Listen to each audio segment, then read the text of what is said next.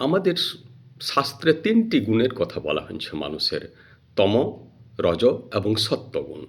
এক মানুষের মধ্যে একটার প্রাবল্য দেখা যায়। তমগুণ কীরকম? তমগুণ হচ্ছে সবচেয়ে নিকৃষ্ট গুণ। এই ধরনের লোকেরা অলস, এরা কাজ করতে ইচ্ছুক নয়। এরা বেশিরভাগই সময় গল্পগুজব করে, হালকা গল্পগুজব করে।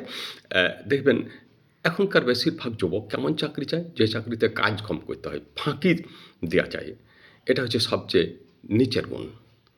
তারপর হচ্ছে রজগুণ। রজ মানে এরা কর্মবীর, এরা কর্মকে ভয় করে না।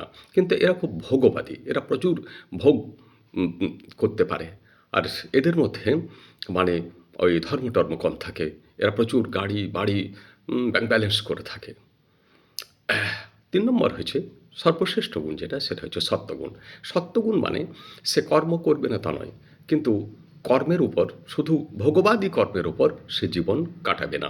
আমাদের এরা ধর্মের উপর গুরুত্ব দেবে। যত মহাপুরুষ আছেন, বিবেকানন্দ, রবীন্দ্রনাথ, রামকৃষ্ণদেব, মহাপ্রভু শ্রী চৈতন্যদেব, বুদ্ধদেব, বাল্মীকি, ব্যাসদেব, আচার্য শঙ্কর, এনারা সবাই ছিলেন সত্ত্বগুণের দিকে। ওটাই ওনাদের মধ্যে প্রাবল্য ছিল।